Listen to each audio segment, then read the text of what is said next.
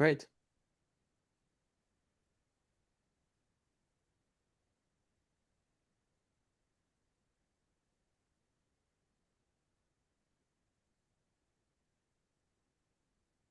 A mysterious location. Yeah.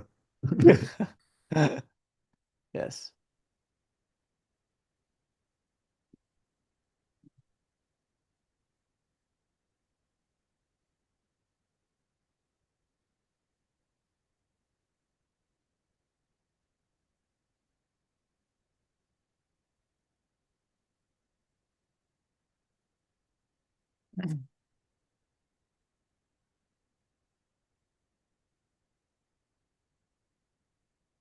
Yeah.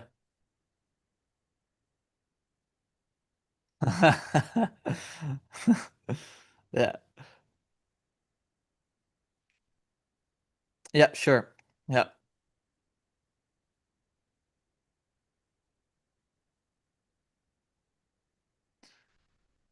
Sure. Oh yeah, I'll do that actually when I at the start of the Lectio Divina.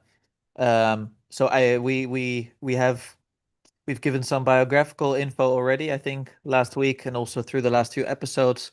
We know by now who Paul is, but we're also interested in how he's his views are evolving. So if we want to, like you always try to let the text speak to you in the practice of Lectio Divina, which means that in this particular instance, you will be invoking the the spirit of Paul of Tarsus. So that means that we are interested in sort of what his mind was at when he was writing this.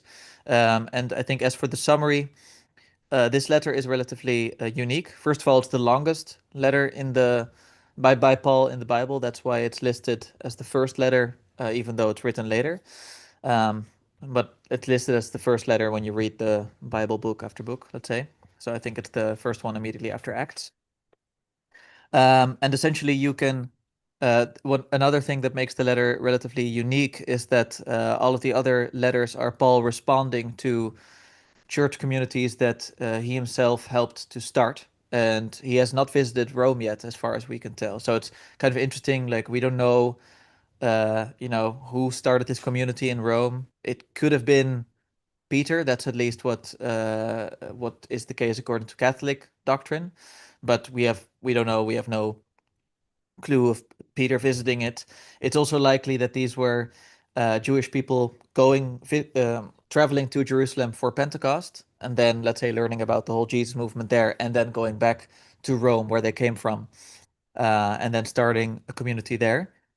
Which is interesting because that means that this is a kind of, this is this very Jewish church that is nonetheless inspired by Jesus, which also has some non-Jewish, let's say, Gentile followers. So we do see some of the same problems arising or same tensions arising that we've seen in previous churches. So with the Corinthians, for instance.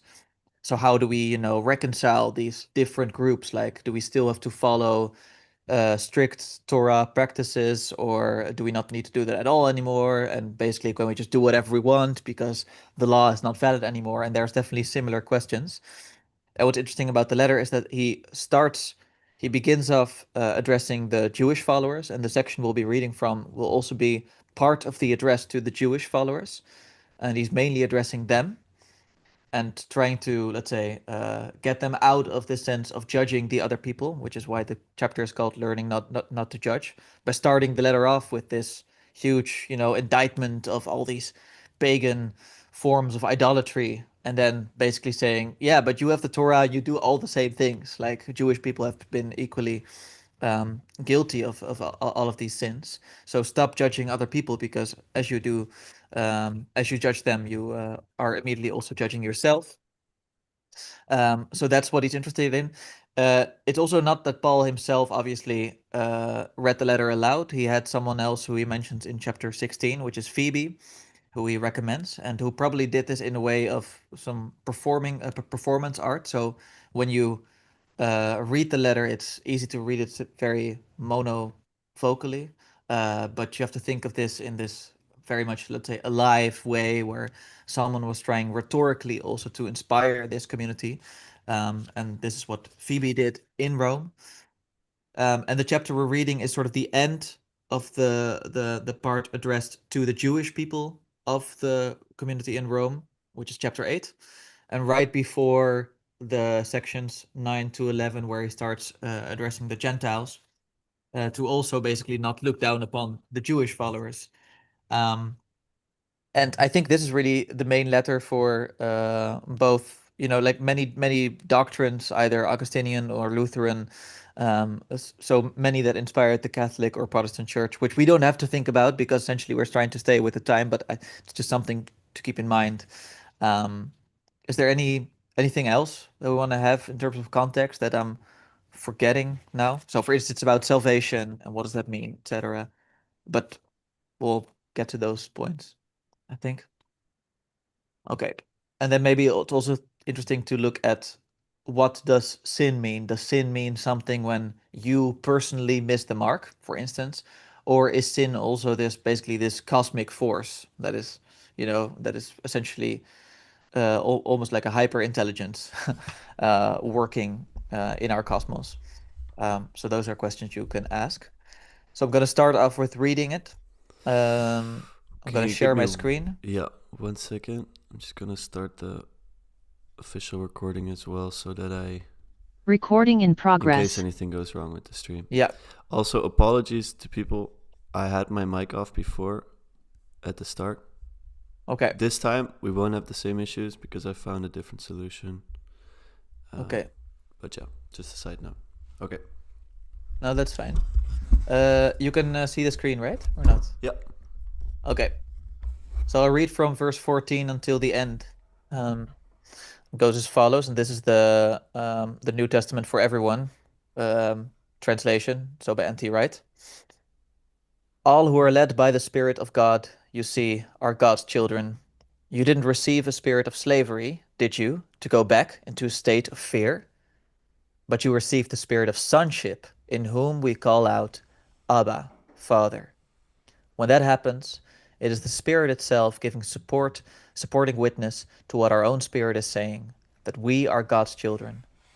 And if we're children, we are also heirs, heirs of God and fellow heirs with the Messiah, as long as we suffer with him, so that we may also be glorified with him. This is how I work it out. The sufferings we go through in the present time are not worth putting in the scale alongside the glory that is going to be unveiled for us. Yes, creation itself is on tiptoe with expectation, eagerly awaiting the moment when God's children will be revealed. Creation, you see, was subjected to pointless futility, not of its own volition, but because of the one who placed it in this subjection, in the hope that creation itself would be freed from its slavery to decay, to enjoy the freedom that comes when God's children are glorified. Let me explain. We know that the entire creation is groaning together and going through labor pains together up until the present time. Not only so, we too, we who have the first fruit of the Spirit's life within us, are groaning within ourselves as we eagerly await our adoption, the redemption of our body. We were saved, you see, in hope. But hope isn't hope if you can see it. Who hopes for what they can see? But if we hope for what we don't see, we wait for it eagerly, but also patiently. In the same way, too, the Spirit comes alongside and helps us in our weakness.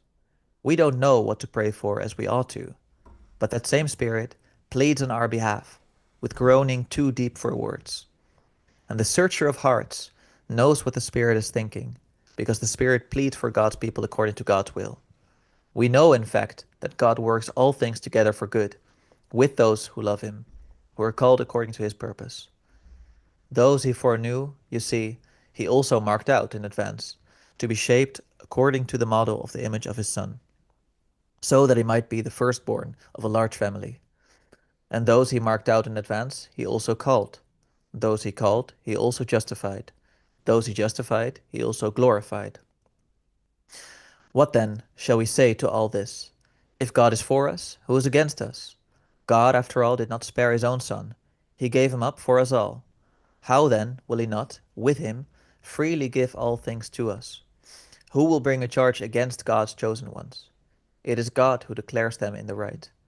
Who is going to condemn? It is the Messiah, Jesus, who has died, or rather has been raised, who is at God's right hand, and who also prays on our behalf. Who shall separate us from the Messiah's love? Suffering, or hardship, or persecution, or famine, or nakedness, or danger, or sword?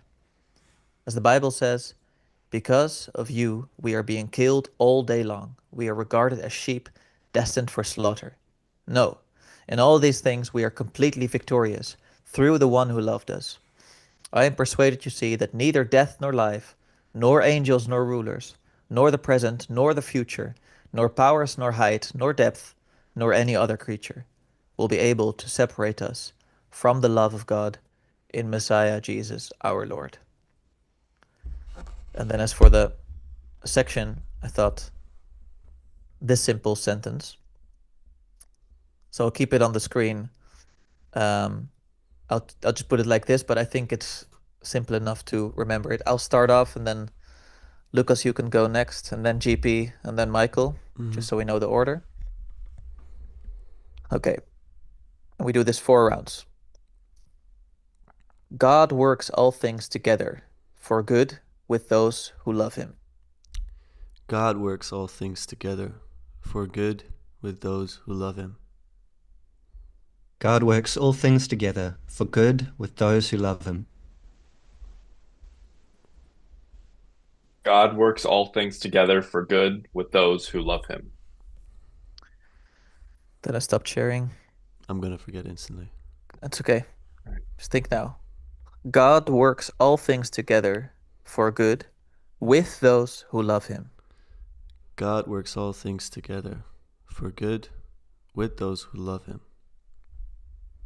God works all things together for good with those who love him. God works all things for good with those who love him. I'll also post it in the chat so you can read it if you prefer.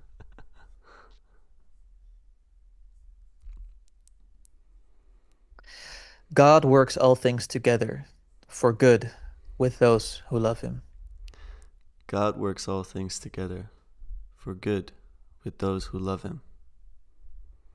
God works all things together for good with those who love him. God works all things together for good with those who love him. God works all things together for good with those who love him. God works all things. Completely lost it. It's in the chat. Yeah. Got it. God works all things together for good with those who love him. God works all things together for good with those who love him. God works all things together for good with those who love him. Did we go 4 times already? Yeah. Okay. Thank So the then, heavens. as for the next round, hopefully it was already clear that as you started to emphasize different parts of the sentence, hopefully different things stood out. Yeah. So either this particular sentence or the entire passage that we read out, what did it evoke in you? So what kind of emotion was sparked in you, for instance? How did it speak to you? Did it perhaps provoke something in you? And if so, what? And always never with the intent to be authoritative or to be opinionated, or to be autobiographical, to say too much about how it relates to what we think about it or how it relates to our own lives, but always with the means to invoke the spirit behind the text, which is in this case Paul. And keep this limited to 1 sentence, and we'll do 4 rounds of this again. What the text evokes in me is a hope in unity and connection. What the text invokes in me is a realization of participation with God. What this evokes for me is an absolute trust in God, or at least an aspiration toward that. What this text evokes in me is that God's will can't be fully known without our participation.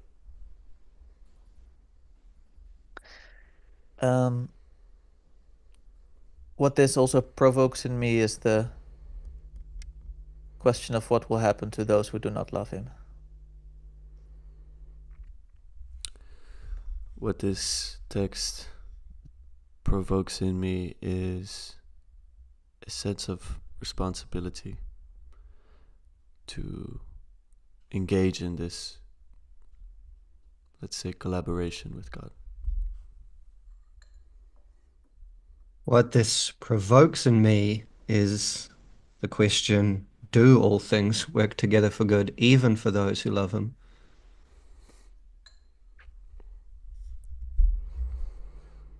Question this provokes in me is, what does good mean?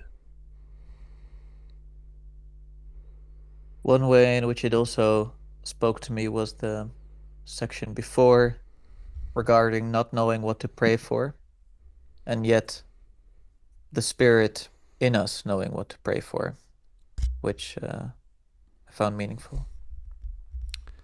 What I'm reminded of is that we need to love God just as he loves us, and I think I sometimes... No, autobiographical. Next. What this evokes in me, and what Aaron's comment evoked in me as well, was that sense that God loves himself through us, so that we need to step out of the way.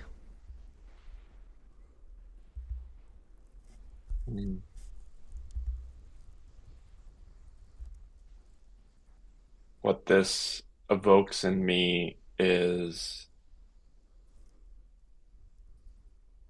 if we love God, his will be done. What is also evoked in me is this, I guess, both wondrous and grateful thought, as well as a terrifying thought that God is working through us.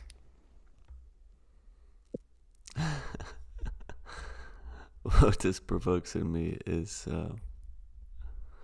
this realization that Aaron just had, but it landing for the first time properly. A thought that this provokes in me also, different from that more mystical thought about annihilating oneself for God to work through you, is just the practical idea that praying sincerely for something often works. Mhm.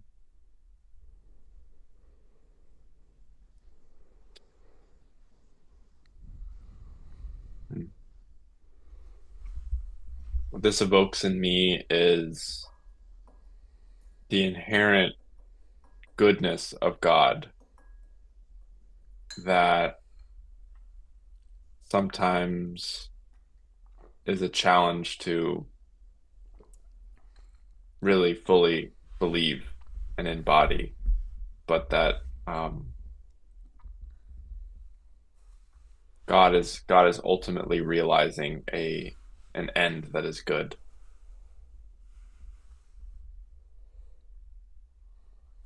So you're free now in the next round to relate it to something of personal memory. And I noticed last time, the more specific the memory, the more helpful usually. Even though, for instance, at the moment I can't think of a specific memory, so I'll keep it a bit more general. But please, if you feel comfortable, feel free to share a specific memory. And we do only one round of this, so you're free to talk for a bit longer than the last round, so maybe a minute or so, or 2 minutes. Yeah, I guess what I'm I am reminded of all the times that I probably that I sinned, and the particular phenomenology that that gives, and I'm not sure if this is, for instance, specific to someone who's been raised religiously, that therefore, if I act wrongly in whatever way, that I have perhaps a different conscience than someone who's not been raised similarly. Not to say that I have one and they don't. It's just saying like that it speaks to me differently. But definitely thinking about sin as this thing that I commit and realizing now much more it's like it's more about a question of what do we participate in, um and that is, I would say, fairly powerful. This notion of also principalities that were mentioned in the text later on, neither angels nor rulers, etc., can stop us. Um, the sense that we have to participate in the divine, which is also a daunting task, and also makes me wonder whether or not we do so well or not. Um, at the same time, I'm ensured that in not knowing what to pray for, in my ignorance, for instance, that it does not rest on me. It's about something working through me. Hmm. Finding it a challenge to relate it to a memory. Can relate it to realization that loving God cannot be monological, and that it so obviously leads you to love other people as well and express that goodness that you get through loving God, because by loving God you love all of his children and creation. He works all things together. That challenges me also. All things. It's a big statement. I'll leave it there. I'm reminded by this passage of times where I have prayed for things, specific things, and they have been realized in some way, surprisingly so in some cases. And that sense that God is sort of working that, creating that, which is a very reassuring sense. And then on the other hand, also thinking about all the horrific things that do happen, seemingly randomly to people who love God even much, much more than me. And so those two thoughts are in tension, or those two feelings are in tension. And I don't want to necessarily collapse the tension, because I feel like to do so on one side or the other would be unjust to the other side. I really do feel like prayer is efficacious and connects one with the divine. But I don't feel like I have the ability or maybe the right to say that everything works together for good, in the face of experience, or in the face of knowledge about other people's experience. So I just sit in that tension. Um, and yeah, I think I'll leave it there.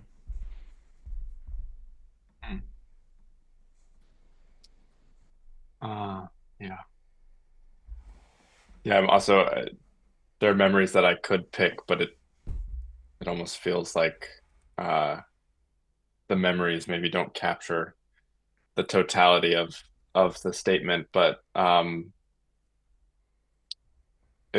reminded of um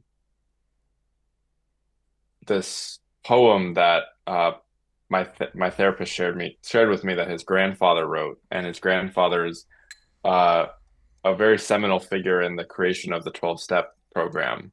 Um, and he was part of this like society of kind of American evangelicals that were, very interested with how to spread the gospel into public life, and that ended up like helping to create the 12 steps. And this poem was titled "I Stand by the Door," and it was kind of this idea of like him and people like him as figures that open the door to Christianity, that maybe not necessarily walk, down the halls with someone through their walk like a priest or a pastor or a spiritual mentor might, but who open people up to that possibility. And it was very fascinating to read that because I think, the relationship I have had with my therapist now over like 6 years has opened me up to God eventually. And that, that not being something that he, was setting out to do. It was just through his love and care and attention that, I ended up feeling the expansiveness and the I guess requisite curiosity to turn upwards in that way. And that came on the heels of kind of the most painful points of my life psychologically. And so, when I think about working things for good, and like my question kind of being like, what is good? Um, in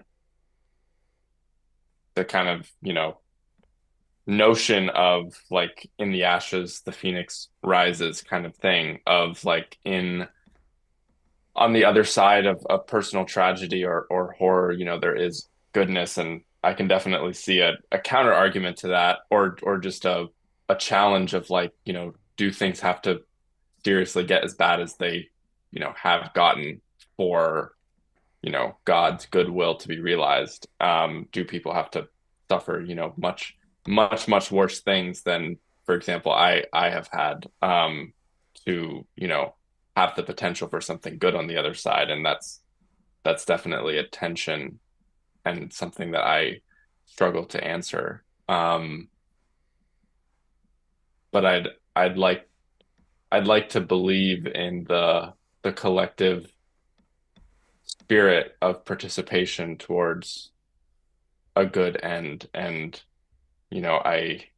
I see that all around every day. It might not make the news, but it's it's certainly very real in my life, and I think in a lot of people's lives. But yeah, I'll leave it there. It's a very, very thought-provoking passage for sure. Yeah, thank you. Um, I think there's already lots that's been said that's worthwhile to respond to. So the next round is essentially free play. So you're welcome to respond to whatever has been said or whatever new insights you've gained. You're also free to look at your notes from the specific section we read. And I think perhaps not right away, but we can sort of naturally transition back into our discussion about the entire chapter, both the chapter learning not to judge, but also the entire letter to the Romans, because it all thematically fits well together. But perhaps someone would like to start with responding to what someone else had said, or sharing something new that's coming up now. I'll just be really brief. I think kind of on the heels of what I said and what GP also said, I'm looking at Romans 8:18, um, and reading from the NIV. It says, "I consider that our present sufferings are not worth comparing with the glory that will be revealed in us." Yeah. Um, and I think that that's very relevant in the kind of prophetic nature of, um, whether it be Christ's return or whether it be like the next verse is about, the children of God to be revealed. So this sense that there is good that is on the horizon. Yeah. um, and that offering strength and um,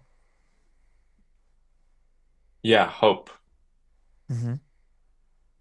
Yeah, I agree. And I still, I'm curious what GP sort of feels about this, because I also still feel that tension that it's like, okay, that it's sometimes like, what are we waiting for exactly? Though at the same time, I also am aware, like I'm appreciative of the fact that Paul is not saying essentially this will only take a few more years, relax. He's essentially saying that there ought to be patience. So he's saying we ought to wait eagerly and patiently. Um, and I do think that's sort of the place we are in. But sort of what that goodness amounts to is difficult. And I think other parts of the letter too, like they speak to, like, God essentially decides through whom he works. But at the same time, like I do think there's this interesting tension, and this is, yeah, that he is working for everyone in the end, but not necessarily right now. So he's working through a select number of people, but for the good of the whole. And I think that's really where the tension lies, that you can tell that he is not, yeah, I don't know, that makes it difficult. At, at the same time, better because, you can also think about him electing certain people who he's working for and he's not working for anyone else. And then it's better that he's electing certain people to work through. That's actually what we get, I feel, from reading the whole Bible, that he's essentially working from this small Israelite tribe towards the whole world. So I think we all, let's say, find that a reasonable interpretation in any ways. But it also becomes very difficult and problematic, sort of in the stories that you shared. Yeah,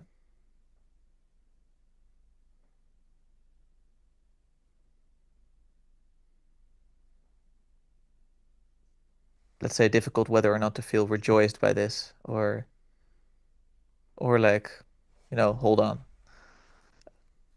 And I guess that's why I couldn't pick exactly what from this chapter to read from, even though I started only at verse 14 towards the end, because it has packed so much into it, like this, we have to suffer with him that we may also share in his glory. And it's like, oh, this it's groaning in us just like creation is groaning, which is saying something indeed about, I think, Paul acknowledging, like, yeah, the state of the world is in some sense rotten. And at the same time, yes, but it's eagerly awaiting like what's going to happen. But it has been doing so for 2000 years, Mm, at least since he wrote it, which is a short while on a grander scale, but mm. it's a long time compared to, you know, it's an even shorter while in between Adam, or not Adam, let's say Abraham and Paul. Yeah, I thought the word groaning was very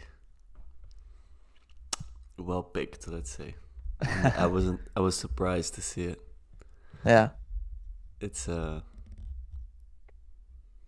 it relates to the suffering, I think. yeah, yeah. I see that. Yeah, and I mean, I guess like if there's not many notes on this specific chapter, we can expand it to the whole letter. Some of you prefer, but I guess it's like maybe also just okay that we have a more aporetic, like an aporia type Mm-hmm. response to it. Um, I think there's also a tension between, and you've kind of alluded to this already, I think, Aaron, um, between the sense of universal salvation and just a very, very specific salvation for the elect alone. Those, to me at least, are two strands that are at least equally present in Romans. Um, because, for instance, in the passage that you were reading, or the longer passage that you were reading, it's about the whole of creation groaning and waiting for redemption, for salvation. So there's definitely a universal aspect to that. Well, I also like that passage. This is a very kind of sophological passage because it sort of personifies creation. yeah, Um, Yeah. I agree. Which is why I think David Bentley Hart quite likes these passages as well. But then, of course, you also get others. So, for instance, if you look in the ninth chapter, Paul starts talking about predestination. Well, I guess he starts in the passage you actually read, um, Yeah. verse 29, for those whom he foreknew, he also predestined, etc. But then he really gets into it in chapter 9. And I think that those are very confronting verses. He hardens whomever he wills and has mercy on whomever he wills. Yeah. Um, you will verse 19, you will say to me then, why does he still find fault? For who can resist his will? I'm reading from the ESV, by the way. And then Paul replies, but who are you, O man, to answer back to God? Will that which is molded say to its molder, why have you made me like this? Hmm. Um, has the potter no right over the clay to make out of some lump one vessel for honorable use and the other for dishonorable use? And then I guess I'll just read this next one because I think this is the most confronting. What if God, desiring to show his wrath and to make known his power, has endured with much patience vessels of wrath prepared for destruction, in order to make known the riches of his glory for vessels of mercy, which he has prepared beforehand for glory, Wait, even us whom he has where are called, you not. reading? Just so I can read So this along. is 9:19 Okay. through to 24. Yeah. Yeah. Even us whom he has called, not from the Jews only, but also from the Gentiles.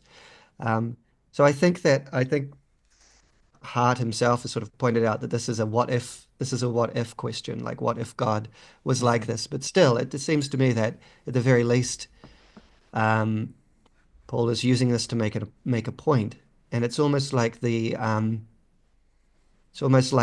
mercy needs to be offset by wrath or justice or uncompromising justice.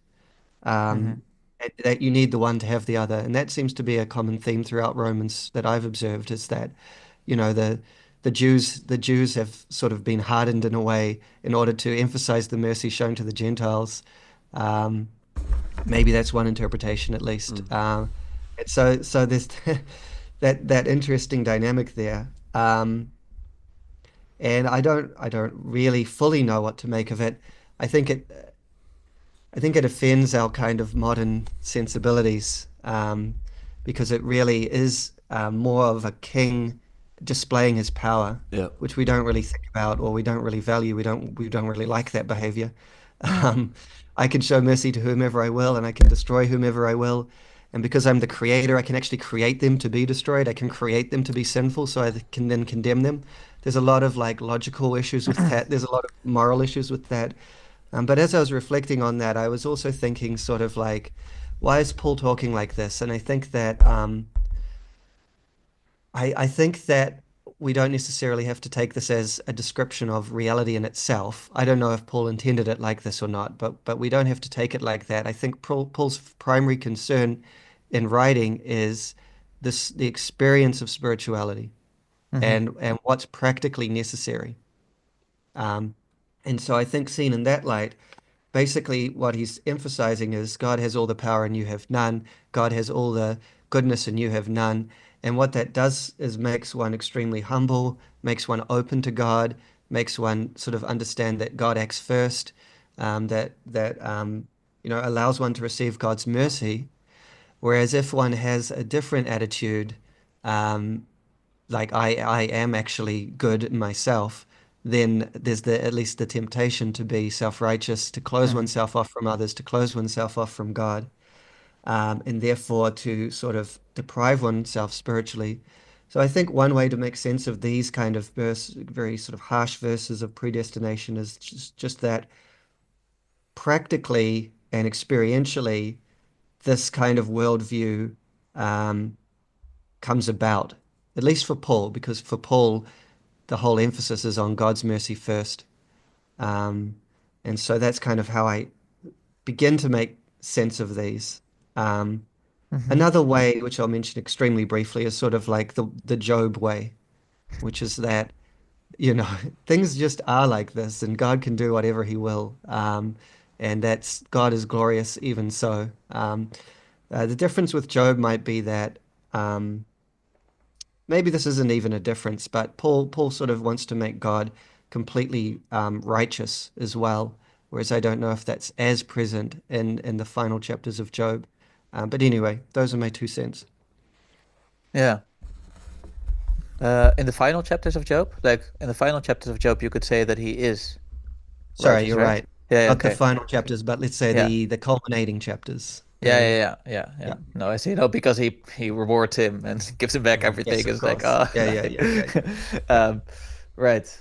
Yeah. No, I think this. And honestly, I'm also not sure what to do with this. Like, I find it really um complex. And yeah, I've also been reading David Bentley Hart's notes about it. He doesn't just say that it's, let's say, conditional, but it's also about the specific translation.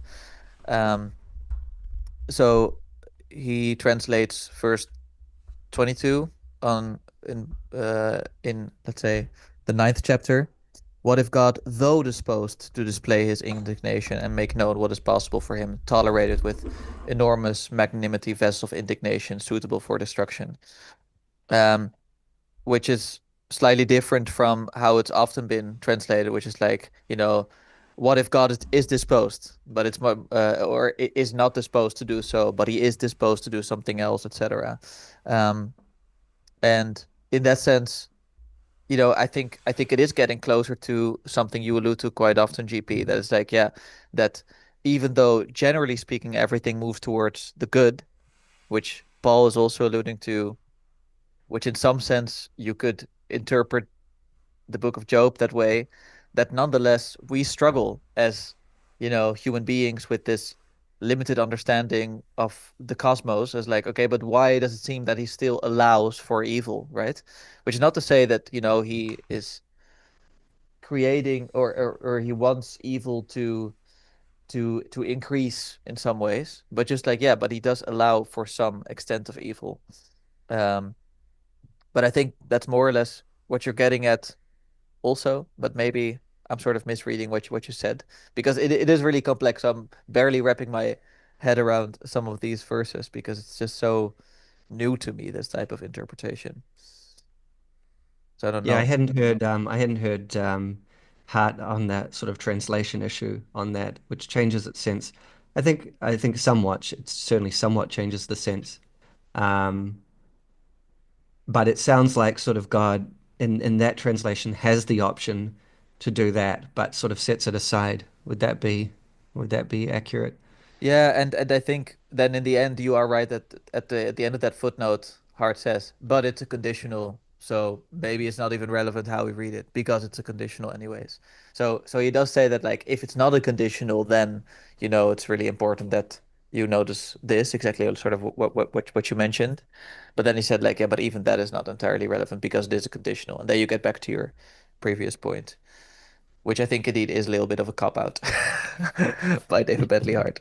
But anyways, yeah. Sure. I mean, obviously I'm reading a specific translation, so it may be that the whole translation is biased. That's always a possibility, but it seems like that thought that he puts forward there Hmm. is a common theme throughout the whole book. That's at least my perception.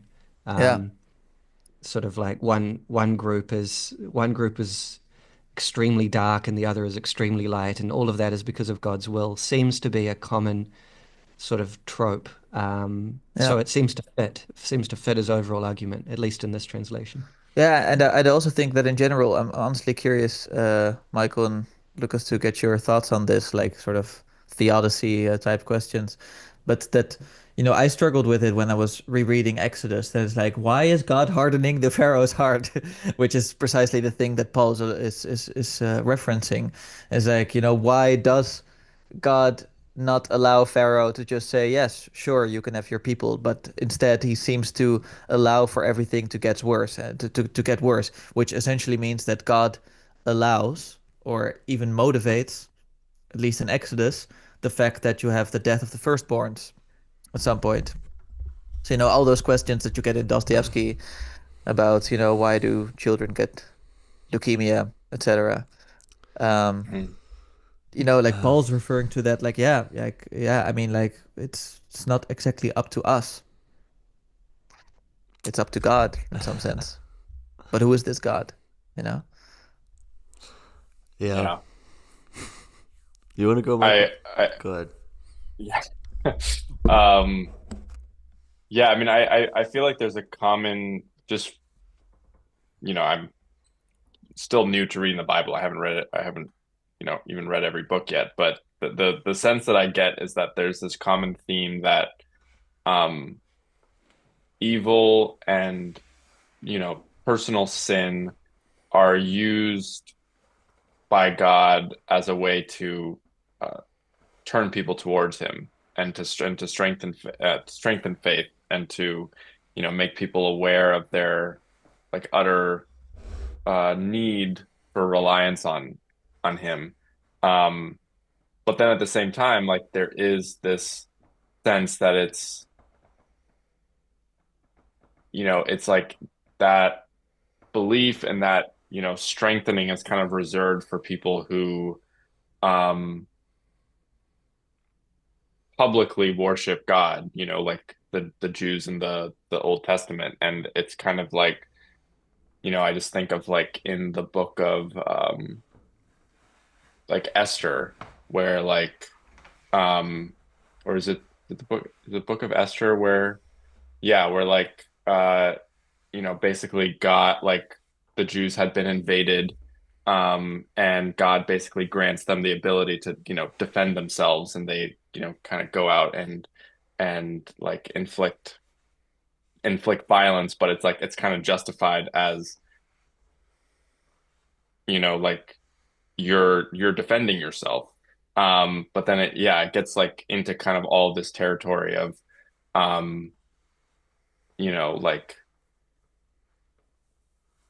Jesus was talking about, like, there shouldn't be an eye for an eye. Like you should, kind of be able to, forgive thy enemy and all of that. And I mean, like and then there's like stories in the New Testament about Jesus showing love and mercy to people who aren't, you know, uh, followers of the way, followers of the law, even with like this, the story of the Samaritan woman and things like that.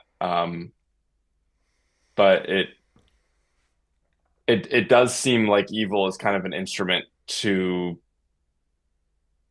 turn towards God. But I think where I personally struggle is like it still feels like it still feels like there's kind of an us and them binary of that. Like, is it strengthening faith for and and love ultimately for everyone, or is it just for God's children? Like, who is that? Like Hmm. if there's kind of a an axiom of like suffering leading to salvation and redemption, it's like, who is that? Is that yeah, like, is that for everybody? Is that for all of creation? Is that for like all the whole world, or is that just for people who, turn towards God in a I guess like a public way? Hmm. Good questions. I realized I answered your question with a question, but That's no, it's hard. that's what we do in philosophy too. So, Lucas. Yeah. So everybody hates philosophy. Um, I love it, by the way. Yeah, evil. Have you guys ever thanked for evil? Um, no. If I have, I think it's only been On accident. in a state of good, like in a state of like the evil has passed. Yeah. Like, oh, I'm thankful for that hard time that I went through, but now I'm in a better place. Yeah. I don't know if I've like in the presence of evil if I've thanked it, Yeah. which is a very different Yeah. thing. I think I think maybe that takes a GP is lot more doing it all the courage. time. I was going to say there's thanking for the evil or the suffering or the difficulty that you've gone through that's made you stronger, right? Or Yeah. improved you in some Yeah. way or made things better. Yeah. So there's that. And then I think maybe there's also, you could say, just thanking for all of creation and all its splendor in terms of specifically the natural world, which is rife with predation and suffering. And I think I do that to some extent. If I'm thanking God for the splendor of creation, I really am thinking about animals tearing each other apart. So there is that. But otherwise, in terms of specific evils in human life, I don't think that many people would do that. No. No, it doesn't make a lot of sense, does it? But Mm. he does allow evil, so I think God is limitless and boundless, and God is goodness as well. Um, I think God is victorious over evil at all times, but I think he had to allow for it in order for us to choose him and to choose goodness. Mhm. I think nature is not evil or good in my view, because I don't think a lion really has a choice to be a vegan. Like, But we are all evil if we're not vegans. No. It's a bad comparison. I guess there's two. I guess it's important to distinguish two senses of evil then, Lucas, because there's like evil meaning bad things that happen, Yeah. and then there's evil meaning like human malevolence. So I guess you were asking more about human malevolence. Yeah. Yes. Well, and sometimes it can be divine malevolence, right? Like that people there was this famous, what was it again? Like this famous earthquake in the 17th century or something like that, like hitting Lisbon, but it precisely not hitting all the like that it hit all the churches, etc., but it did not hear all the what do you call it? I'm looking the brothels, for instance. And it was like, what? Yeah. How is this allowed or something like that? Yeah. You know, like and the people were like, this is just insane that this was allowed to happen. Yeah, no, but I think you're right. I think it's the evil that influences us. So that doesn't mean it's human in origin, but it's human in where it gets manifest, I guess. We're given this choice, we are given this free will, which we don't need to debate, but that introduces evil forces into our potential. And I'm grateful for it in some way, because otherwise I couldn't choose goodness. Yeah.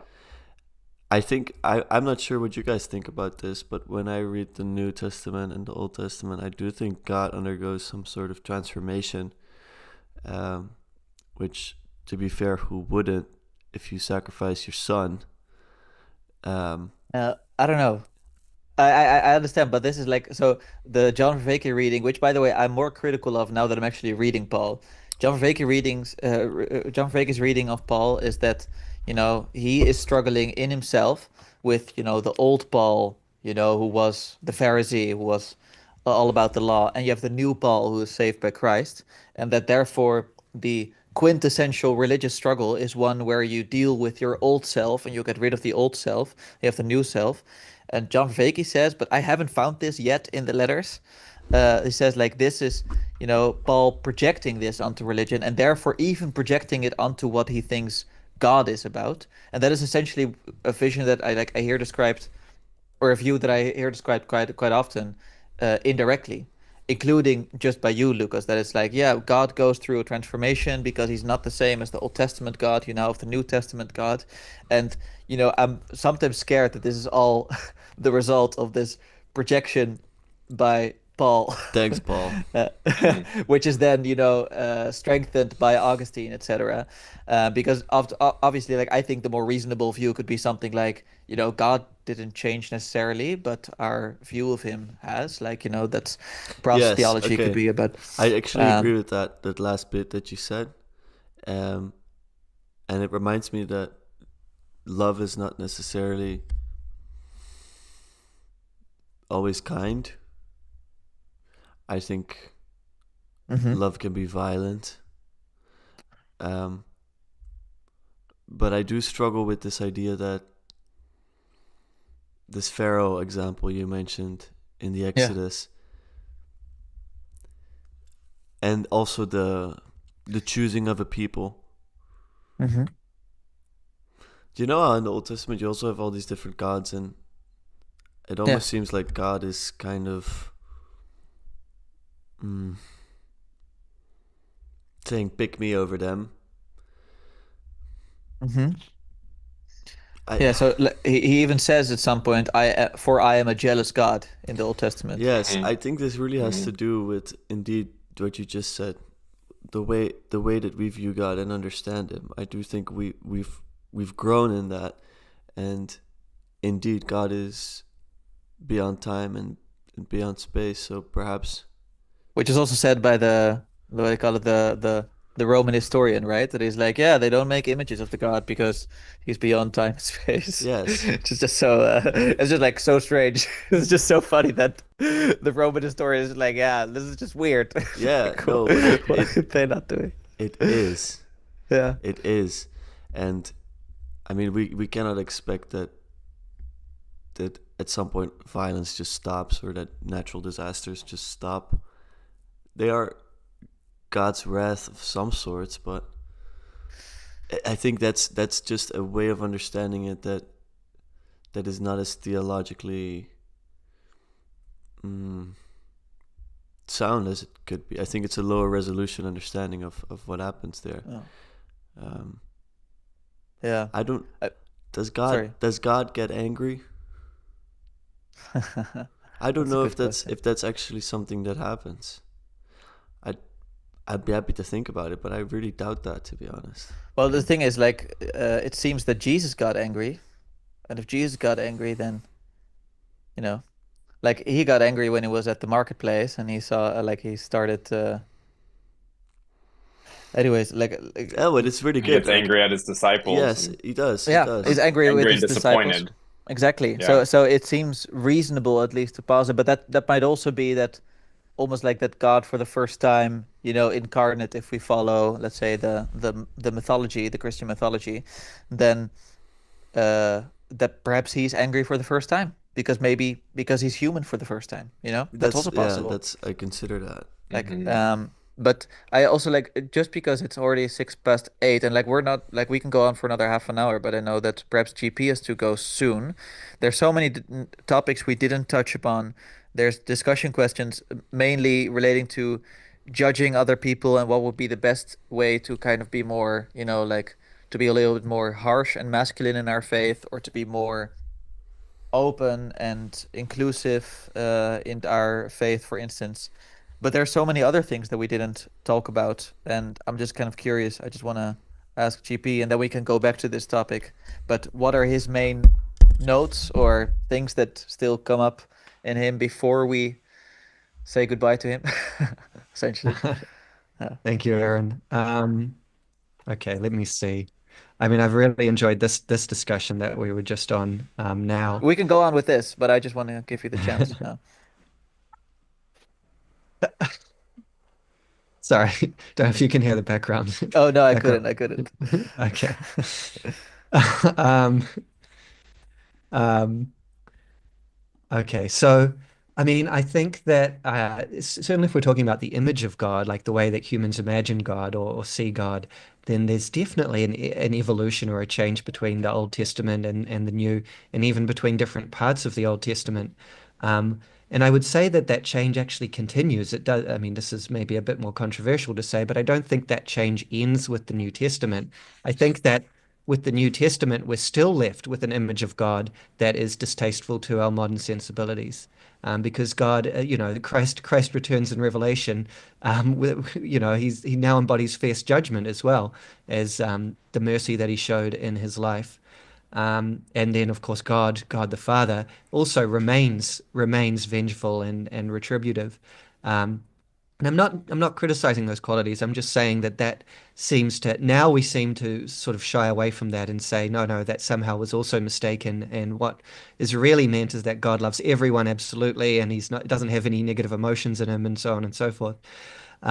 What interests me though is sort of recapturing what was true and what was sort of true in the older conceptions of God, even the conceptions of God that, do God does harden Pharaoh so that he can, obliterate the firstborn and plague Egypt for the sake of showing his glory, that he does choose a specific obscure people to raise above everyone else, Yeah. just for the sake of displaying that he can do this. Um, Well, but what do we lose by, can I yeah, just like, is it just for the sake that he can do this? Because so I was following you entirely up to that yes, point, but it could technically also be for the sake of bringing about, let's say, goodness in creation, um, and not necessarily, because he wants to show his muscles. Like, I agree that those are some descriptions we have in the Old Testament, but again, those could be, yeah. But our views of it. I'm focusing in on a very specific sort of yeah, time, let's say, Yeah, in the development of scriptures, yeah, which is where, I'm doing it for my own name's sake. I'm doing it for the glory of my name. Like those kind of explanations. And of course, yeah, you do get later, even in the Old Testament, what more of what you're saying. It's like I'm actually doing this for a benevolent purpose for you or for the world even.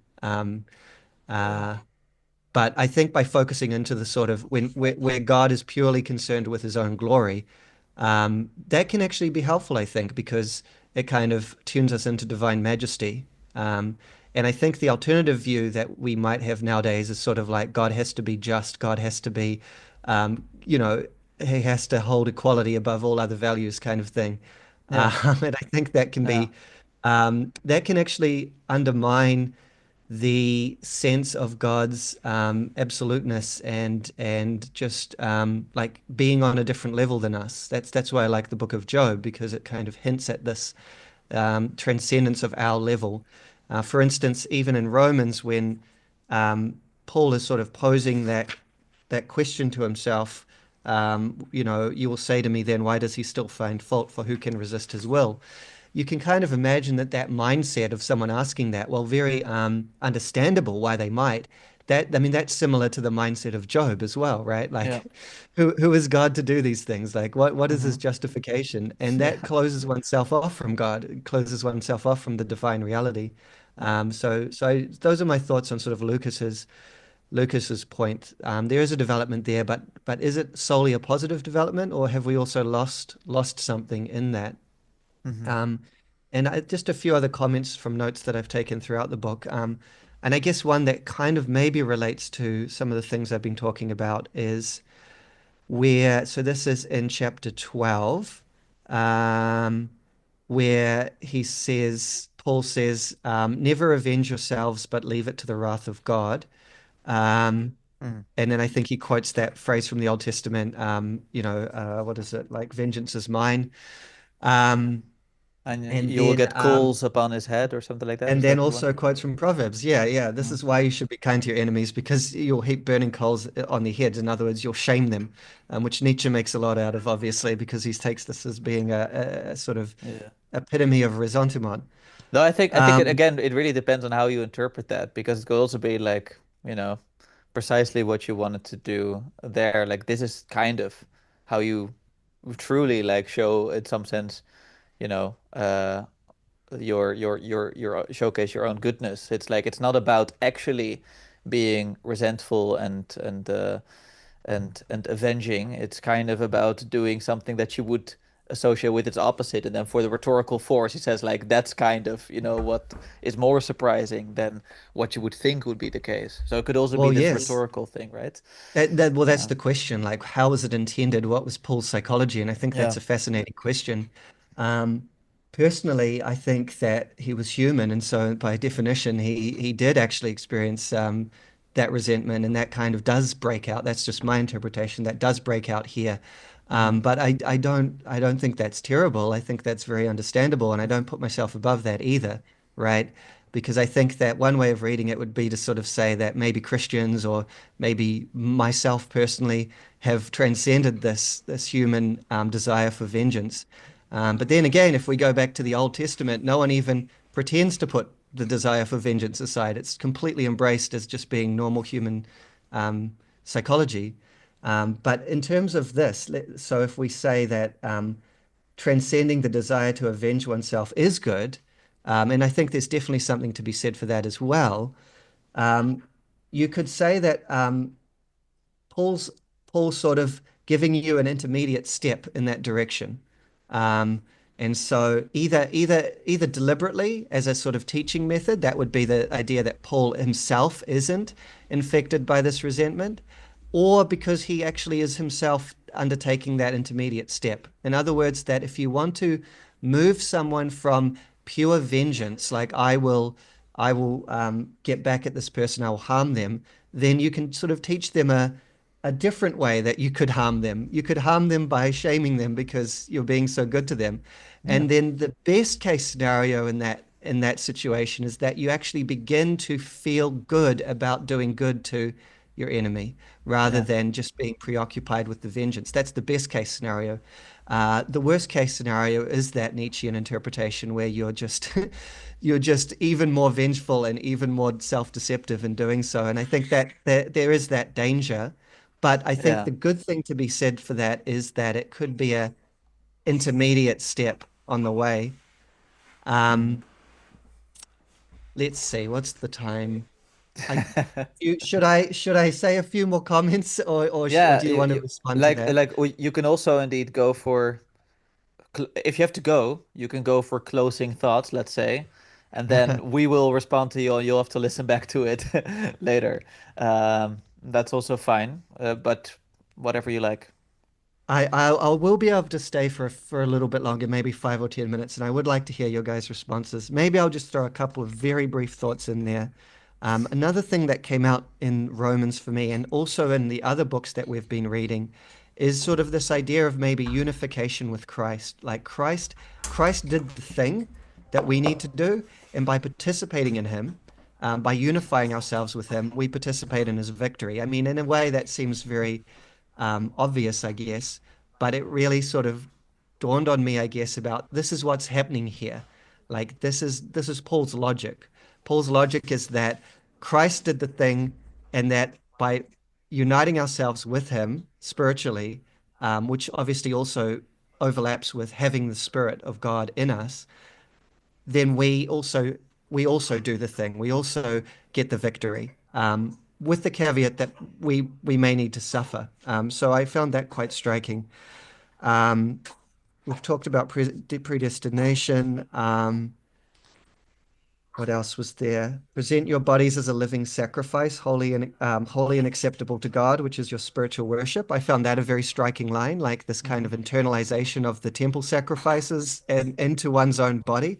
It also has huge resonances with sort of ancient Indian practices of asceticism and so forth, like where that is actually also construed as being a sacrifice and being like fire and so on and so forth, and having spiritual power as well. So I found that quite cool. Um, and what else is there? Maybe I'll stop there. I think those were the. Oh, actually, one more thing. I think one more thing. So this is chapter 11, verse 32. It's just a quote that I picked out as kind of being important. It says, "For God has consigned all to disobedience, that He may have mercy on all." Um, so there you get this sort of extreme division or separation, but you also get this sort of overall sort of universal positive outcome, something like that. Everyone needed to be condemned in order for everyone to be saved. So I found that interesting. For God has bound everyone over to disobedience, so that He may have mercy. Yeah, yeah, it's certainly interesting. I also don't. I in general like. I'm curious what Lucas and Michael make of this, but like I think in general I struggle with Paul's balancing act, and I do this more often with um Christian interpreters, let's say, but those who really do seem to know what they're talking about. So it's like, oh, they're getting something that I'm not fully getting or appreciating yet. And, if I have to describe from a distance what they're doing, it's this indeed perfect balancing. It's like this opponent processing where, it's not about weakness. It's not entirely about weakness. It's about finding strength in weakness, like and they're trying to balance this out completely. Or it's similarly like, evil actually is one thing that allows the good to shine forth, but then also don't give in to evil because you've already been saved and therefore that was your previous life. So therefore like it's constantly whenever you think you're going into one extreme, like there's another extreme that presents itself essentially. That's kind of what I feel reading through Paul and why I'm struggling so much with it. And I can again from a distance see like, okay, this is and you could argue that Jesus is doing this to a more significant extent even. He's just sort of expanding our categories, and perhaps in ways we won't fully appreciate yet until we start living that life. So that could be it. And that Paul was just, like he had a vision that seems to have genuinely transformed him.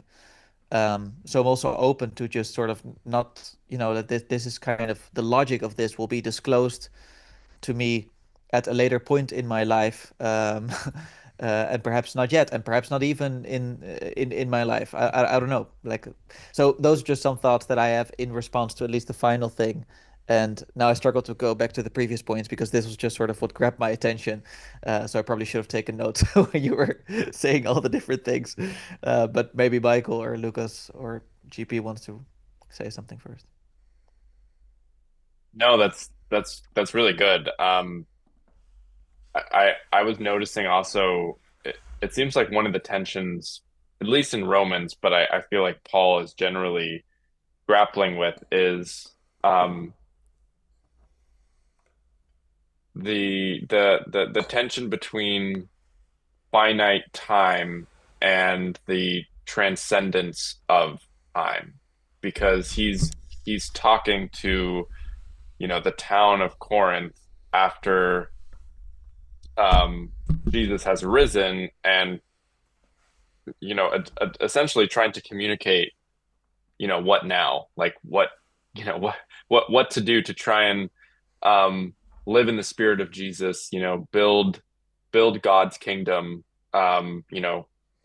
amongst the first generation of his children after Jesus's death. Um, and so he's like hyper concerned with like um what would you say, like, human and finite concerns. But then also there's the sense of the timelessness of God, the like I'm just looking back at like Romans at the end of 8 or early 9 where he's talking about no, I think it's in 8 where he's talking about hope, and like you can't hope for something that you already have. And inherent in hope is the belief and the faith that something in the future will be better than something in the present. Um, and so there's that kind of like not yetness about that, and there's like a duality there, between like present reality and future reality. But then like later on, he's talking about like where you quoted Aaron about neither angels nor demons, neither the present nor the future, nor any powers will be able to separate us from the love of God. So like even like it's yeah, it's like I was like struggling with that, and I'm like trying to kind of piece all the puzzle pieces together of like what GP just said. But there's I don't want to say there's a contradiction between those two. Like I don't, and I feel like all the tension points that we've discussed, like I don't think they're contradictions, maybe as much as like paradoxes, or you Hmm. know the coincidence of opposites. Like how do you both have hope? Because to have hope, even though that's a theological Christian virtue, it's like to have hope means that there's something Yeah. like not yet um fulfilling or satisfying about your present reality, but then also God's love is with you at all times. And, if you surrender to God, like you're, you know, through, and are washed in divine grace, it's like that is all you need at the same time. But then there also is like the desire to continue to, you know, beautify yourself, the people around you, your community. So yeah, I think maybe the transformations of Paul, or maybe sometimes puzzling contradictions of Paul, it seems like that to me at least, is kind of a core dilemma that he's struggling with, and I think everyone at the time is struggling with as well. I wonder if everyone is struggling with it. Yeah, I Certainly think Paul everyone at all is. times. Like Yeah, I would just be like if I would, but perhaps it's just because I don't speak the grammar of the first centuries obviously anymore, so I can't think as they do, or I can't see the world as they do. But I'm just like, didn't so many of these things that Paul was talking about go like right over their head, especially because he seems to be just like Jesus does to the disciples, by the way, even though that's different, I'd say, because Jesus actually is sometimes a little bit easier for me to understand, strangely enough. But you know, that it's just like, oh, do you still not get it? Like, obviously, this is how it works. It's just like, it seems like they're not getting it, you know? But I don't know. It's it's rough. Even, at the same time, he does also sound modest, and I sort of agree with that yeah. too. Um, but yeah, these are excellent points, Michael. Thanks for sharing those. Yeah, I definitely I found in general like I found it very fascinating, like all those references I still do, like to all the angelic forces, etc., you know, like the whole cosmos, and like also saying like, you know, like all things in creation, which also does seem to suggest that these principalities are also creations of God, which makes sense, you know, if God created everything. But still, like, it's something to keep in mind that indeed the same God that works for goodness indeed has created these evil principalities, or at least they are a necessary epiphenomenon of his good creations. That could also be one way of describing it. It sort of depends on your view of what evil is. Lucas, what do you think about I think GP more might things in have the to chapter? go right now, so if he wants to close out Yeah. before. I'll if you have something to say though, Lucas, No, I'll wait to hear it. please. I'm a little bit flexible with my time. I'm happy to hear what you have to say because I'm not bringing anything insightful to the conversation at the moment. Okay, I'll say a couple of closing thoughts. I think something that I forgot to mention just before, and that's sort of what Michael was saying, kind of triggered this for me, was that reading through Romans kind of brought home for me as well, like the psychology of Paul. Um, like for instance in chapter 7, where he talks a lot about sort of his struggle with sin, and the way that the law kind of takes the opportunity to magnify this sinful impulse. Um, this that quote, your famous quote, "For I do not do what I want, but I do the very thing that I hate." So I find it to be a law that when I want to do right, evil lies close at hand. Sort of quotes like that. Or also earlier in that chapter, "For while we were living in the flesh, our sinful passions, aroused by the law, were at work in our members to bear fruit for death." So all of this sort of shows me someone who struggled a lot with these kind of things, Yeah. that felt like he couldn't ever fulfill the law, that he was, struggled with a lot of guilt, struggled with a lot of sort of sense of inferiority, um, and just felt the law to be a burden. Obviously, he doesn't go and condemn the law because he specifically says the law is holy, but he sort of feels like that relation with it. And I guess as well as the sin being located in the flesh, in the members of the body, and so I don't know. It just brought home for me that that is this is a individual human being with um, certain sort of dispositions and shaped in a certain way, and that this also is reflected here, which isn't reflected necessarily elsewhere in the Bible, even elsewhere in the New Testament. Um, and it doesn't necessarily have to be that way either. There are plenty of Jews and there's plenty of Muslims that have deep, deep spirituality and successful spiritual lives, saints even, that don't feel this specific struggle, or at least emphasize it in this way that Paul does to make it everything. Hmm. At the same time, it's understandable. Like I also don't think it's merely resentment, or just something bad to be rejected. And I know people who do struggle a lot with the sense of guilt, to the extent that it can be incapacitating. Um, I think for me though, I don't.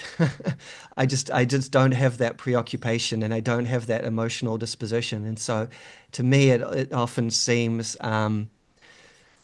kind of neurotic and and and just he should just get over it. But I want to say that that is also just me speaking from my disposition, and so Hmm. I think I've been able to make some space for Paul and who he is um, reading this.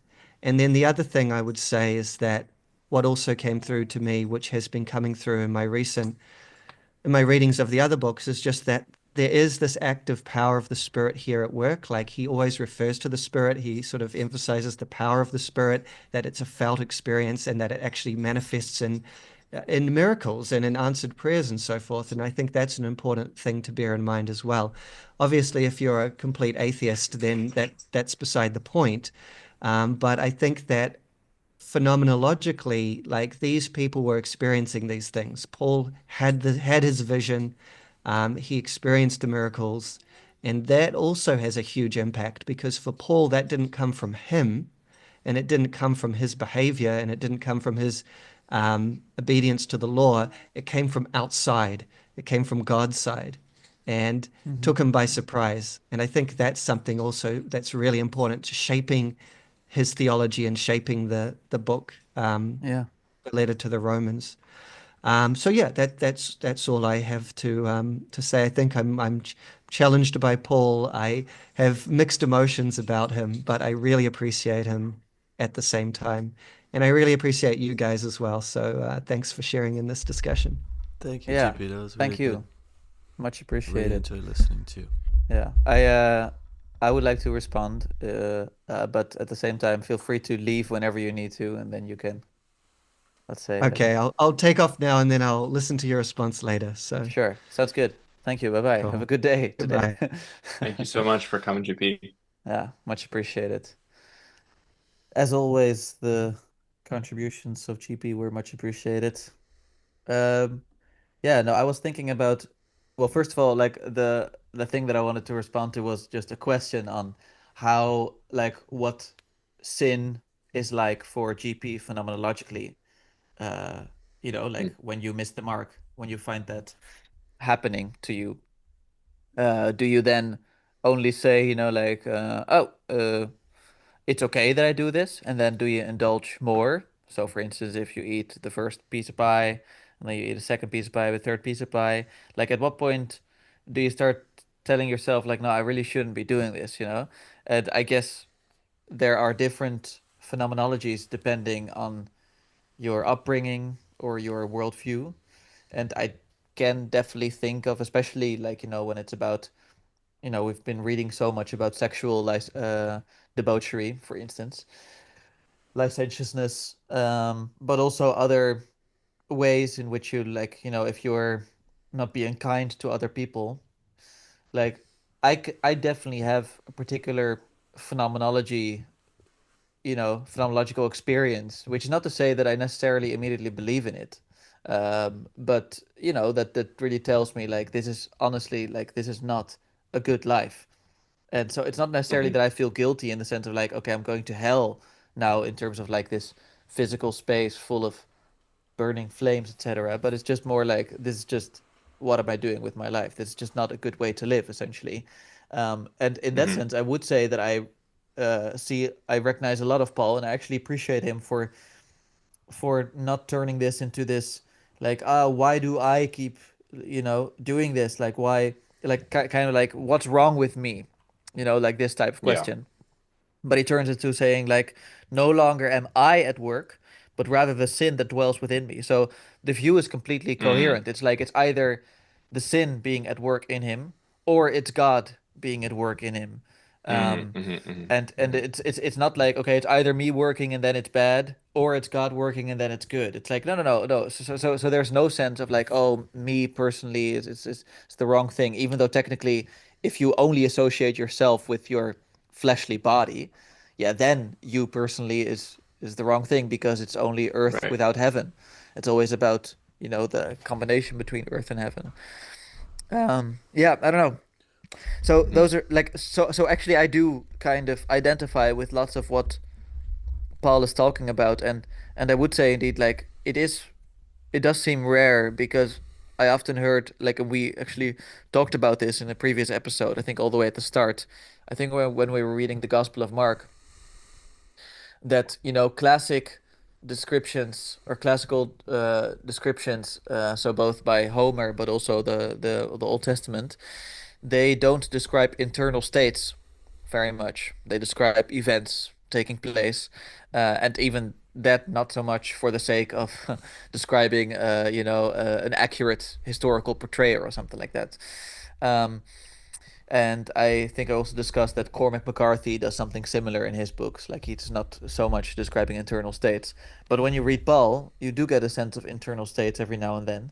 And at the same time, it is different from the way that we describe internal states because we have this stronger, I don't know, like, we associate our own acts with our own accomplishments or missteps. It's like, I'm proud of myself that I did that, or I'm so upset with myself that I did that, as opposed to, like, sin was working through me and therefore, or Mm. indeed, and obviously there's still room for this personal agency there because you have to be attentive to the good. So I'm not saying that it's just like you're this passive sheen through which either God or sin is working. Like, it seems like you should, like, there's this personal agency you have. But then when it happens, it's not so much that you take pride in your own achievements because it was God working Hmm. through you, or that you feel incredibly upset with yourself because you also know that you could basically say, like, it's, I was listening to David Bentley Hart. It's like, yeah, you also are part of a corrupt system necessarily by living in the world, you know? Yeah. So, anyways, those are some thoughts. I'm curious what you think. Yeah, well, the tension between what is your responsibility, what is outside of your power, that's what I focus on mostly. And I think it relates to this idea of what is this sin inside of me and what is me succumbing to that sin. I think that's a big difference that I focus on. I Yeah. definitely relate to this, for I do not understand my own actions, for I do not do what I want, but I do the very thing I hate. For I have the desire to do what is right, but not the ability to carry it out. For I do not do the good I want, but the evil I do not want is what I keep on doing. Hmm. I mean, this is quite extreme. I think I don't feel I do not have the ability to carry it out. I think I always feel that the ability to carry it out is there, but sometimes there is not a fulfillment of that ability. And I think it's okay to say, you know, you love yourself, but you're like, that's not enough. Like, you're not good enough. You can do so much better. Um, it's a tough way of loving yourself sometimes. Tough love. Tough love. It does Hmm. work for me. I am most at peace with myself when I submit myself to the discipline of uh, taking care of myself and other people and doing work well and not slacking, and in my marriage and you know everything. Mm. So I relate, and I think it's good not to personify yourself with the evil, but you also have the free will to resist that evil and to overcome it. So Hmm. Hmm. uh, Hmm. you, some guilt, I think, is at its right place. I feel guilty when I don't fulfill my potential or when I don't live up to the good that I can create in my and other people's lives. Yeah. That's Yeah. not bad. It's, for me, it helps. Yeah. Yeah, but at the Yeah. same time, oh, sorry, go ahead, Go Michael. ahead. Yeah. No, no, Yeah. I I was. spoke too much. I think from like a psychology perspective, I think, you know, the demonization of emotions is obviously a destructive thing. And so, I for me, I think emotions carry messages and signals of something that is worth attending to. And I think the voice of God, I mean, you can even think of like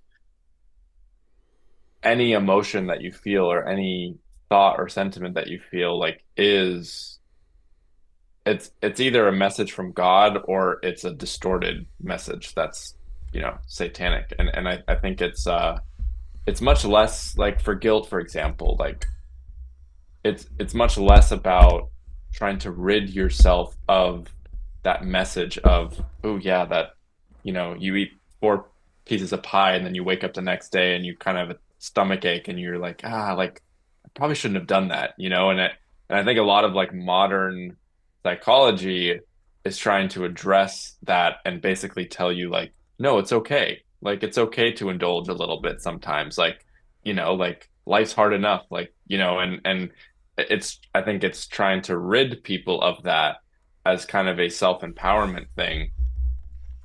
I would argue that I think the the proper relationship is to recognize that that guilt is communicating to you like a deeper knowledge about being in right relationship, right? Mm. Like ratio religio, as Vervaeke would talk about.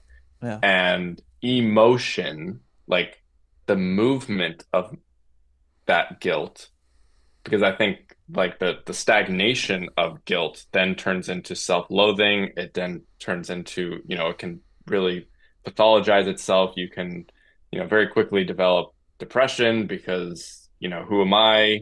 I'm always everywhere I go, I inflict harm or I mess up or, I can't curb my addictions or whatever. But if that guilt is like sublated into um like working to become more good and become more holy Mm. ultimately, then it's actually precisely like what, I mean, I think that's kind of the phenomenology of like a rock bottom experience for an addict is like you get to a point where you realize that um like not only can I not keep punishing myself like this, but that I feel like my life is worth more than how I'm treating myself and then ostensibly how I'm treating other people. Yeah. And that's not like this overindulgent pride thing. I mean, maybe it can be, but if it's like channeled in the right way, it's a it's a belief that, you know, you are one of God's children, and that means that you have the potential to be good and to Mm. carry love, carry love to the world. Yeah. Yeah. Yeah, no, so I think that's really good because essentially that experience of guilt can then also be this very insightful moment, either of like, okay, um, I need to do better because, I'm called to do something in this life and I'm not living up to it. But it could also be, which I've also experienced, it can be insightful in this other way where you're like, wait, why am I feeling guilty about this? And they start thinking about it. But you have to be careful to not um, deceive yourself at that moment. But it could be this Hmm. case, technically speaking, of like, wait, why am I not loving myself more? Why am I not Yes. allowing myself to indulge myself here, let's say, which is not to say that, oh, I could just do whatever I want, etc. It's just to say like there's this, like sometimes I feel guilty in this way, which kind of, if I start asking about that, it can be this way of like, okay, actually I should not necessarily feel guilty about this. Why do I feel guilty all the time? And then it's like, and then can Yeah. be insightful to be kinder and more loving to myself, and indeed to, Yeah. yeah, learning not to judge, as the chapter is appropriately called. But indeed, sometimes Hmm. it can also be this like, yeah, I have to do better, and it's so simple. At the same time, I think what I wanted to relate to precisely this is also how, let's say, reality works to, or like, this is just how the world plays itself out, or how the pattern is played, like to go on the Peugeot type of understanding. He even has an entire video about this. It's chapter, or it's yeah, chapter 6, verse 23, and it's like a very famous um verse, which is the wages of sin are death, but the gift of God is eternal life in Christ Jesus our Lord. So it can also just be this way of like, it's not so much that you have to feel guilty. It's just that if you sin, that leads to death. Whereas, the gift of God is eternal life. And you can see that very easily. It's like usually if I sin, it's not so much that I'm like, oh, that there's this dogmatic like, oh, I shouldn't do this, but that I actually realize Hmm. this is just not good for me. It's like if I indulge in this too much, then I can clearly see how that leads to death, or a lesser form of it, but at least how it's not life-giving. So it's this parasitic processing, it's this reciprocal narrowing, that as you engage in this addictive behavior, for instance, that your view of life starts to narrow. Whereas indeed, reciprocal opening, what Vervaeke talks about, is actually brought about by if you live according to goodness, the gift of God. So it's Hmm. so and that actually sometimes alleviates guilt in a strange way, that I'm just like, I mean, I can feel guilty about this, but it can also just help to know that that's just not the right way to live. And I can feel guilty on top of it, but only if it's productive. If I just feel more Yeah. guilty and therefore, I start, I don't know, just regretting it so much that I start binge eating junk food, just to give an example, because I feel so guilty. So I just want to comfort myself even more. Like then guilt is not good. So it can also be the Hmm. sense like, yeah, it's just not the right direction for my life because it leads to Yeah. death in the long term. Yeah. Um, yeah, For yeah.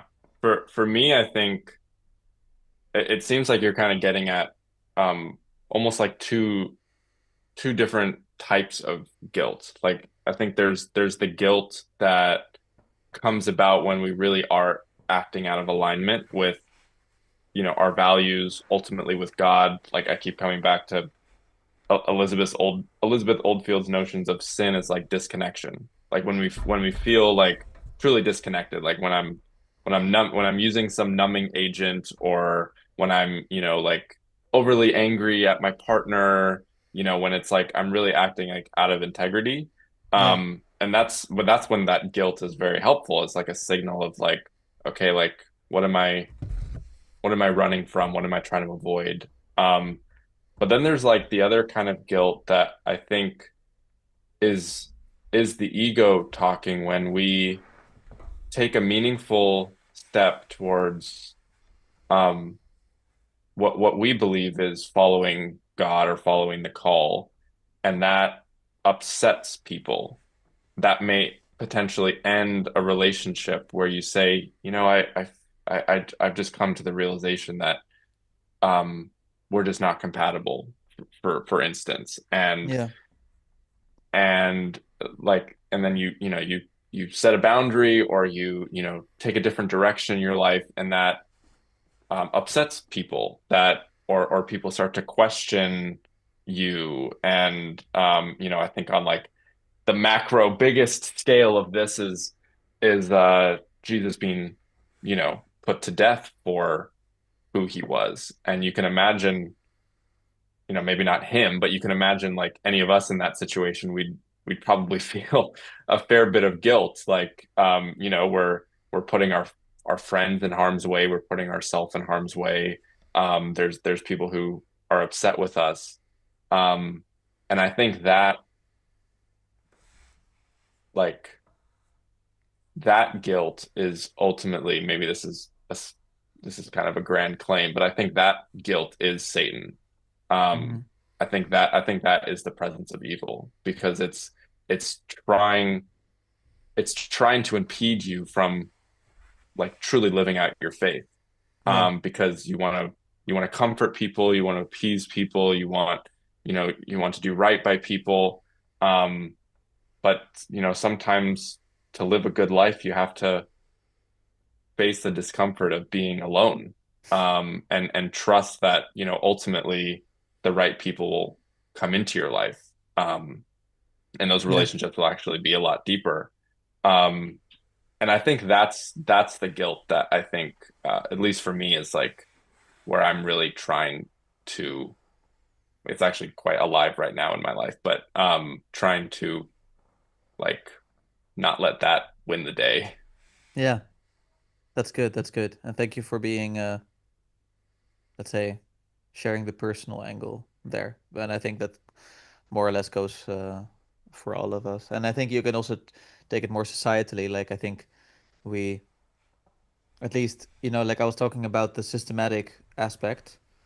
That's also like, a major discussion that we constantly participate in essentially corrupt systems. Hmm. And, like I had so many discussions in university about, it could be about systemic racism, it could be about, the environmental collapse, it could be about white privilege, male privilege, class privilege, etc. So like there's all these ways in which you could feel, for instance, guilty about Mm. I'm not White saying, guilt is like yeah, the exactly. actual Exactly. term. White Yeah. guilt is an actual term. And I'm not saying whether or not, this is justified or not. I don't want to have a discussion about, whether or not these are correct. But I'm just saying that it's interesting that our culture already has this way of discussing, like, yeah, you should feel guilty because, you participate in a system that is corrupting and that is leading to inequity in some ways. Um, and uh and yeah, so I think that's just also that, at least to me, like that definitely has an effect as well, that societally you constantly feel like, oh yeah, I need to be aware of all the ways in which I participate in this. And it's then easy to go to the other extreme where you're like, screw that, I'm not, you know Mm. I don't want to listen to any of that. um but you also don't want to be dominated by it because it will essentially, what do you call it? Like it will paralyze you. Like Yeah.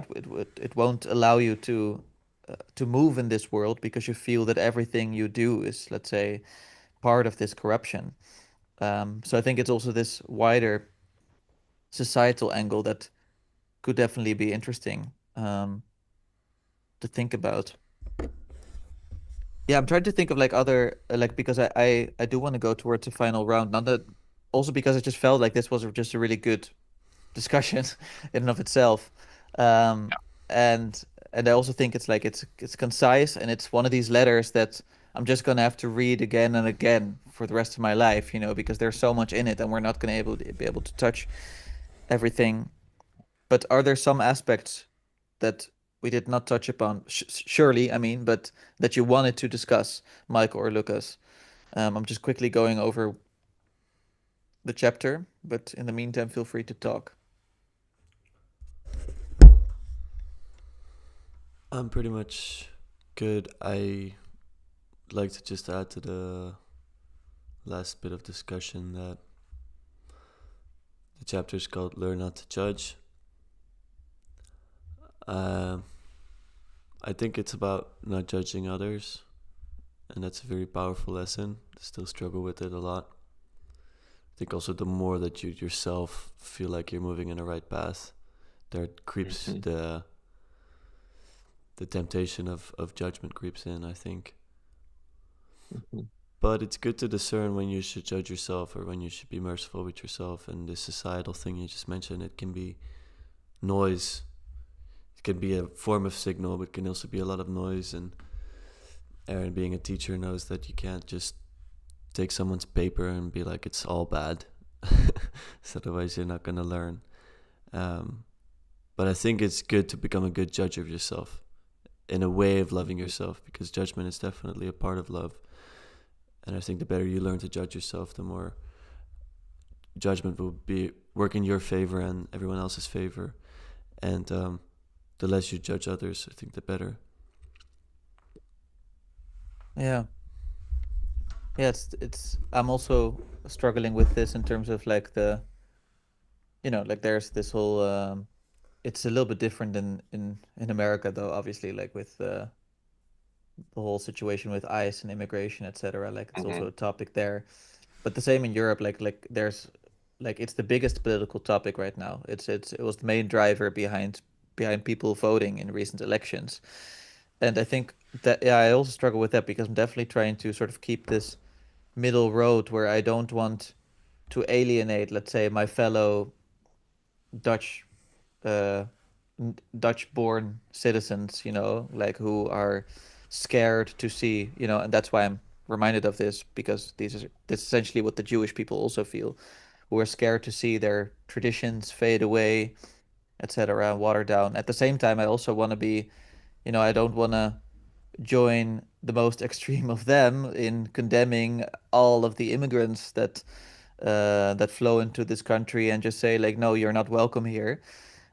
So I think in that sense, it can also be this sense of learning not to judge because I find myself, it's easy to go into an extreme of either judging, you Hmm. know, the immigrant population, or judging the people that condemn them, or judging, the people who are concerned about their traditions, about their ways of life, which they find are changing, about their, like some are concerned about their young children near some of these facilities that host immigrants who are often, without jobs, and some of them unfortunately ruin it for others by engaging in criminal activities, which then upsets Hmm. people and then allows people to brush all immigrants with one broad stroke.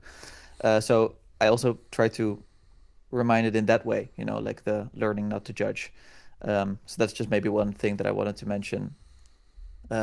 I'm just Yeah. reading through the rest, but feel free to Yeah, talk, Michael. I I have to leave within 5 minutes, so Yeah, if maybe we could close now. Is that sure. okay? Yep, that sounds good. Thank you. I don't know if any one of you has anything at the ready, otherwise I'll start. I'm grateful for this discussion. I'm grateful for the humanity of the source material. It's definitely another reminder of how close we are to the original work and how much it's relevant today. World's changing a lot, but I think scripture has never been more, I don't know, practically applicable for me in my life. Relatable. Mm, beautifully and painfully so.